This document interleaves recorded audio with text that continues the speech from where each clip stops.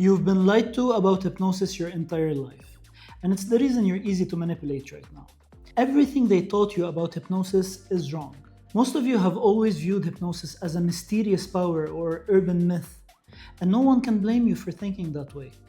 TV, cinema, even cartoons have portrayed hypnosis as a vampire's special power or a pendulum show meant to make people act like robots, while in fact, it's nothing of the sort. Guys, hypnosis is a science. It's related to neurology, which is the study of the mind. It has never been mystical practice, it has never been magic, and it has definitely never been a KGB mind control technique that wipes your identity away. Most importantly, some would ask, why would I want to know about hypnosis? Why would I be interested? Well, I'll tell you who it's for, and you can later let us know in the comments if that's you. If you talk for a living, like therapy, sales, leadership, even parenting, you're always doing hypnosis. You're just doing it badly. Hypnosis is for you if you're a therapist, or if you work in sales, or even own a business, or if you're just a person who wants to be more influential and charismatic. In short, if you have any type of conversations in your life, this is for you. I'll walk you through 5 main types of hypnosis, what each is actually good for, and which one you should focus on if you want real life impact in conversations. And if you stick to the end of the video, I'll even talk about real mind control like brainwashing and how it is different from hypnosis. But for now, I'll start with what you're familiar with, and that's stage or street hypnosis. They've been lying to you all along on social media. When you see a video where a hypnotist just pokes a person or shouts sleep and they fall on the ground fully hypnotized, that's a big fat lie. In a way, it did happen exactly this way, but there was a good 5 to 15 minutes of footage prior to this event that have been edited out. If you want to see how the whole process goes, I already made a video on this subject. You can find the link in the bio. So, from the beginning, stage hypnosis is used for entertainment. It's when the hypnotist selects a few willing participants to join him on stage and follow his instructions. The steps needed for a stage hypnosis act are the following: a suggestibility test for the audience disguised as a playful exercise. And based on the suggestibility test, the hypnotist selects a few members of the audience based on how suggestible they are and asks them to come up on stage. Once there, he starts explaining what hypnosis is, what they should and shouldn't expect, and what's expected of them. After giving a clear explanation, he then starts with the hypnotic induction. At this point, they are already entranced because of how he explained hypnosis in the pre-talk. And all he has to do is the theatrical of getting them to close their eyes and sleep. After which he starts deepening the trance by the use of his words or their imaginations. And the deeper they go, the more fun the audience has, since it makes it possible to do all sorts of fun suggestions. Like forgetting their name, or a number, or a letter in the alphabet, stop seeing certain things that are right in front of them, or the opposite. Or get stuck on the chair, swim like a hungry goldfish in an aquarium, and even talk alien.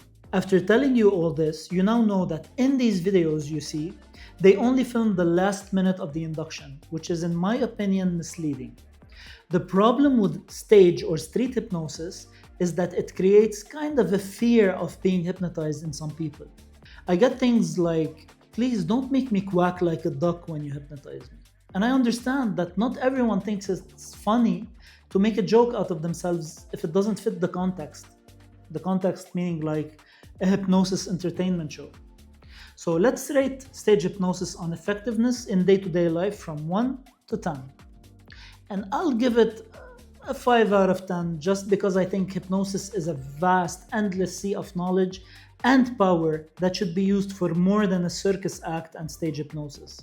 And unlike the types I'll be talking about next, it's very limited in its uses and can't be used to help others or influence their thoughts.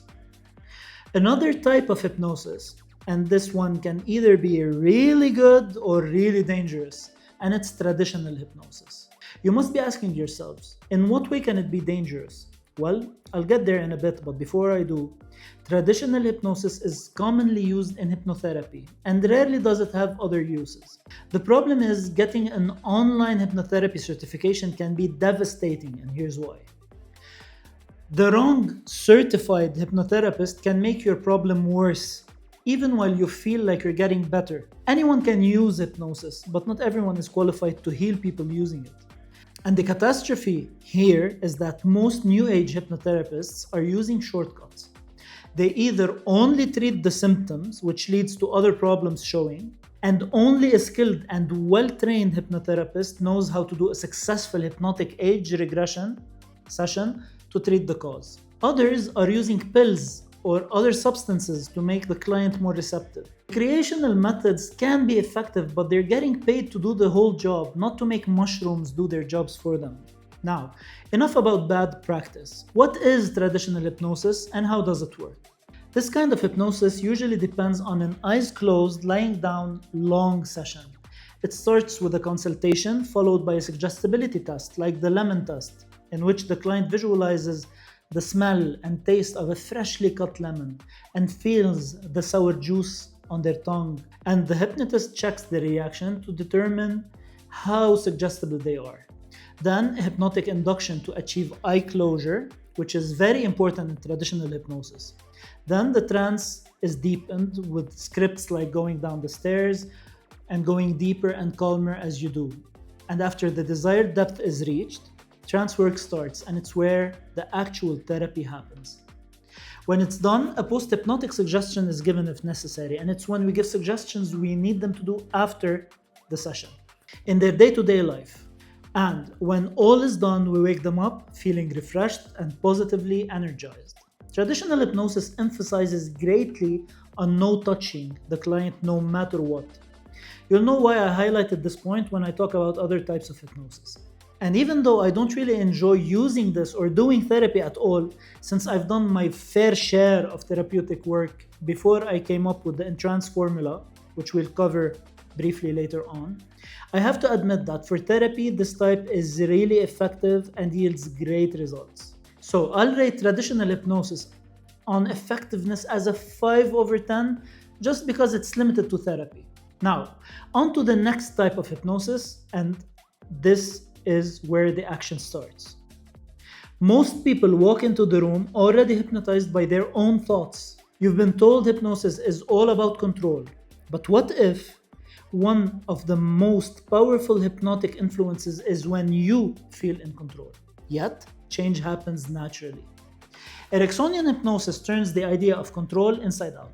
Milton Erickson, or the man revered as the father of modern hypnosis, is a psychotherapist who suffered from severe physical disabilities, which forced him to study micro-behaviors, non-verbal communications, and unconscious patterns. Erickson noticed something. People are already hypnotized constantly by their internal dialogue, by emotional states, by trauma loops, by their habits, by social conditioning, by their expectations, by their identity narrative.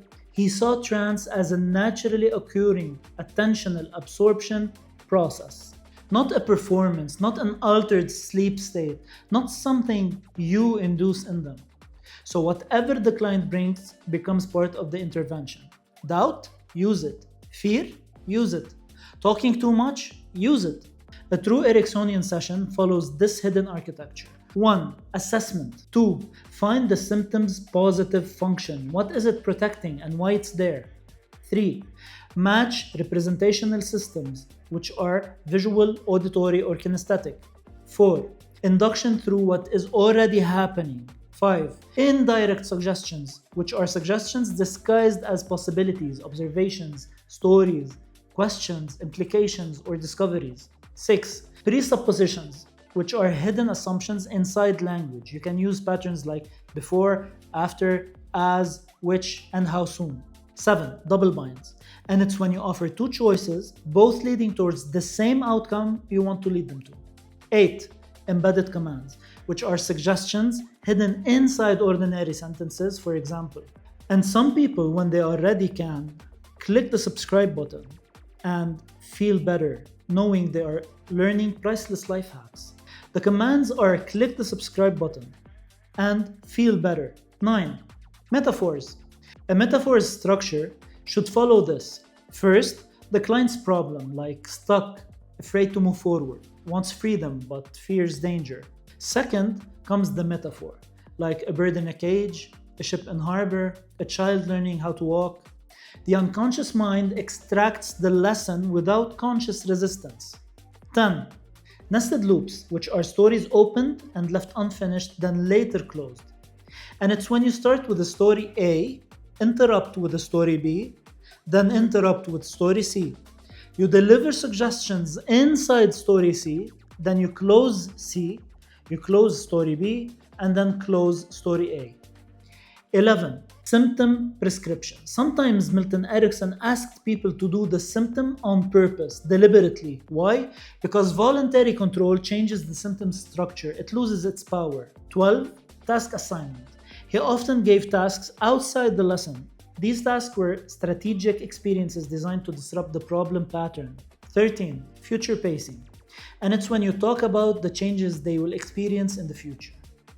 Now, I dived really deep into that one while trying my best to keep it as short as possible, just because it's an important factor to what comes next and what comes after that. I would rate Ericksonian Hypnosis as a solid 8 over 10 because of its flexibility to be used in many settings, but not a 10 because of how it's slow-paced. And everyone who knows me knows that I am a huge Milton Erickson fan and I regard him as a role model. Next is NLP, which stands for Neuro-Linguistic Programming. $7 NLP certificates created an army of life coaches who know the tricks but not the consequences. يعني حافظين بس مش فاهمين. I won't be diving as deep and I have many reasons. One of them is, this is where it's going really wrong. Nowadays, you can get an NLP certification online for $7 and believe you are qualified to become a life coach. What is a life coach to begin with? They are neither hypnotherapist, neither psychotherapist. That only leaves them as gurus that use smart terms and half tactics to make you feel better about seeing them instead of feeling better about having solved the problem. And of course, it goes without saying, I'm not talking about every life coach to ever exist. Some are highly regarded and really good at what they do. NLP techniques are mostly extracted from Milton Erickson's patterns and work with light to no trance, which in my opinion makes them less effective for deep healing work. But they are effective as sales tools or mild influence and persuasion tools like anchoring and triggering, embedded suggestions and commands, nested loops, etc. The best way I could describe NLP is that it is a very useful tool to have if you're a psychotherapist or a hypnotherapist, a salesman or a teacher, but it's only that, a tool. I'll make a video just for NLP, how it's used in sales, in politics to influence and condition the masses, in life coaching, so subscribe and turn on the notification button to not miss it. I would rate NLP in range of effectiveness somewhere around a 5 over 10 just because it's a tool that could be very powerful only if combined with other systems. Now, here's my gift to you. If you made it this far, hypnotists everywhere will be mad at me for sharing this. So last but not least, conversational hypnosis, which is obviously my favorite type of hypnosis, and I'll tell you why. Conversational hypnosis is how you win arguments, handle objections, and calm chaos without anyone realizing what you just did. Conversational hypnosis is the use of hypnotic language patterns and techniques to induce trance in a normal conversation. Think about the last time you left a conversation asking, how did I just agree to that? That was hypnosis. While it is mostly based on Ericksonian hypnosis, Milton Erickson's style was speaking slowly in monotone to bore people into trance practically. And since he was a psychotherapist, his style was framed around therapy. Unlike conversational hypnosis, which can be used in sales, influence, persuasion, by lawyers, by doctors, for teaching, coaching, for building trust, for attracting someone, and even for manipulation, if misused. And I'll even give you examples that will blow your mind. What if every "I'm not sure" or "I'll think about it" from a client was actually a hypnotic doorway you could walk through? If you're in sales, you're familiar with client objections, and I'm sure they taught you how to handle them with a system that boosts the percentage of you closing a sale. Now, imagine adding a hypnotic twist to that system, where you literally give their mind a small twist just enough for you to plant whatever thought or feeling you want them to have. And you might think this is unrealistic, but beyond what you think you definitely know, and looking through every experience you've had, can't you think of how effective this would be in any way that's not your usual way? And if you haven't noticed, the objection here was you thinking this isn't realistic. And my counter was a very subtle phrase that opened your mind, even if just slightly, to be willing to believe that this might actually be effective.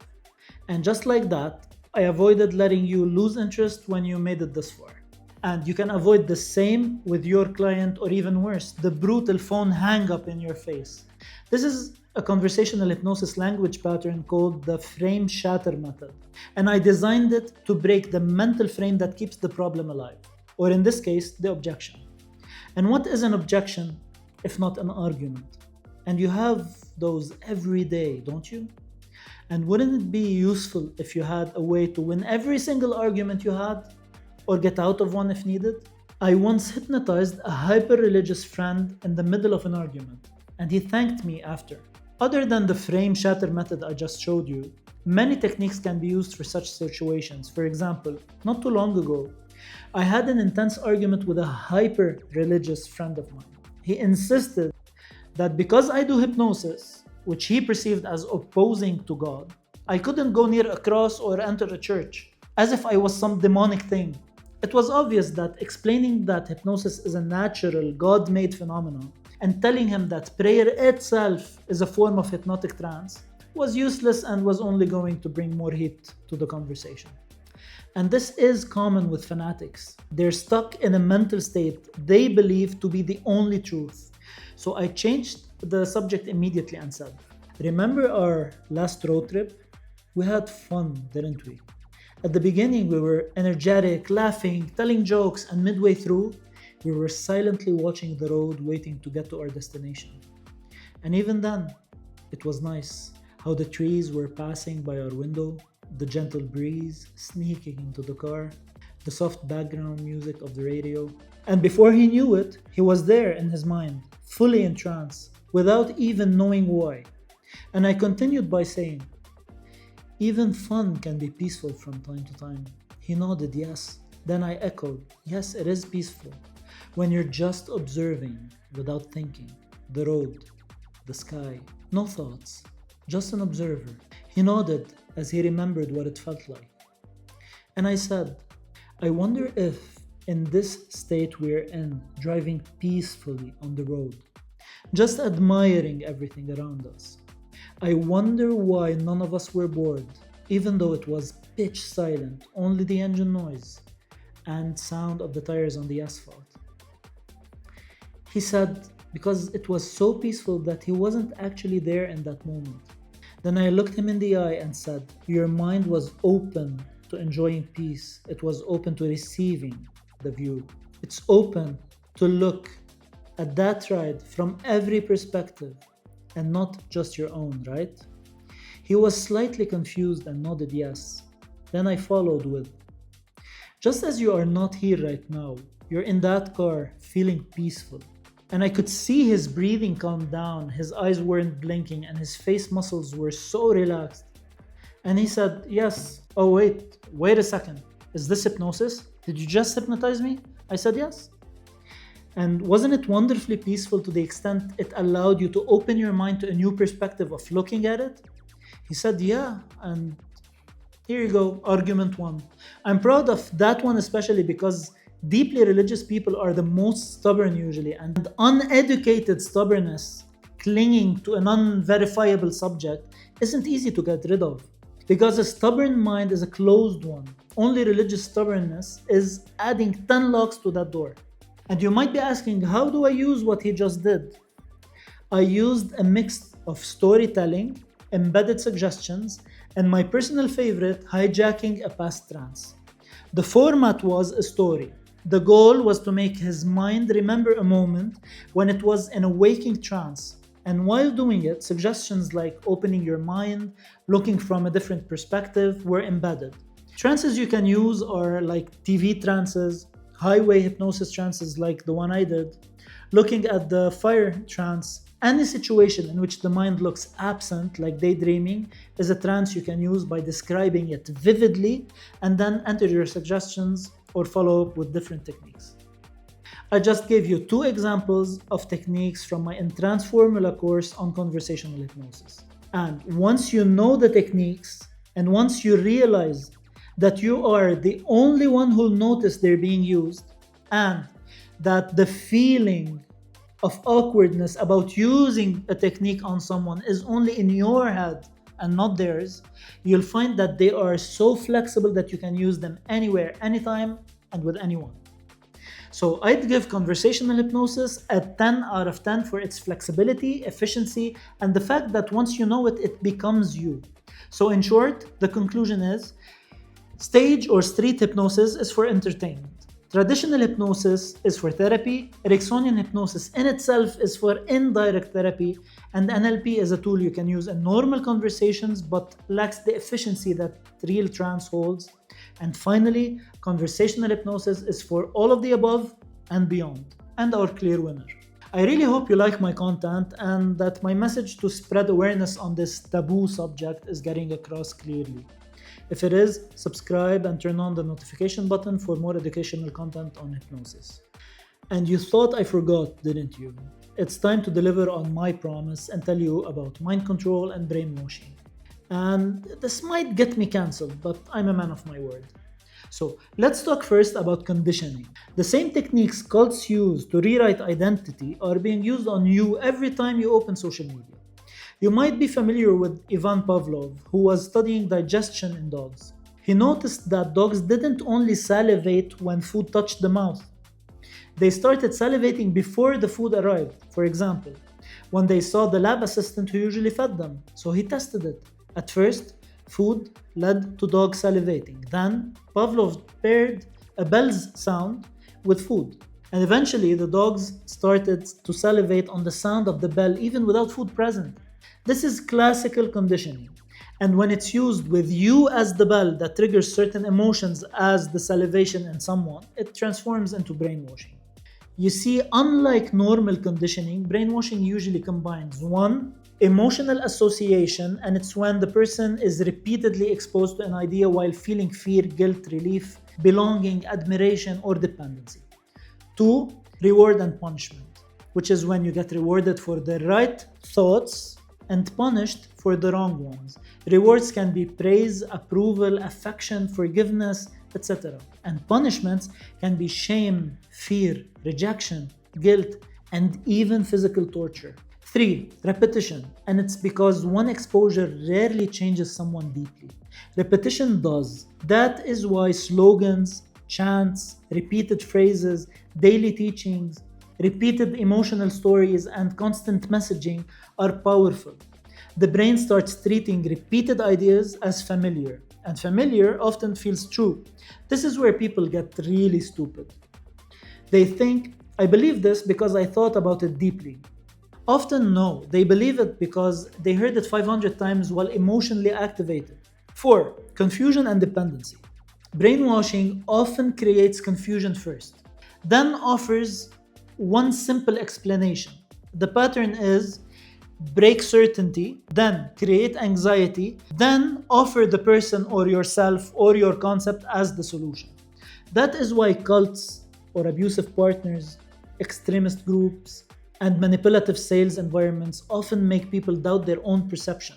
Once a person stops trusting their own judgment, they become easier to lead. 5. Identity rewriting, and this is the deeper level. The goal here isn't just to make them believe this idea. The goal is to make them become the kind of person who cannot imagine rejecting this idea. That is where conditioning becomes identity programming. The person starts saying things like, this is who I am. Anyone who's different is dangerous. If I doubt or question this belief, it means I'm bad. And now the belief protects itself on its own. Now, what about intelligence level brainwashing like KGB or the CIA allegedly? You might confuse it with hypnosis, but it's not. Real mind control isn't hypnosis. It's exhaustion, fear, repetition, weaponized. It is forced control added to trauma, added to interrogation pressure. They start by breaking a person's stability, then control their environment, then exhaust their body with torture, then create fear and dependency and start rewarding compliance and punishing resistance to reshape what feels safe to think and say. Hypnosis can influence perception. Conditioning can automate responses. Forced brainwashing weaponizes environment, fear, dependency, and exhaustion to reshape compliance and sometimes belief, making hypnosis and brainwashing completely different from one another. So, promise delivered, and again, don't forget to subscribe.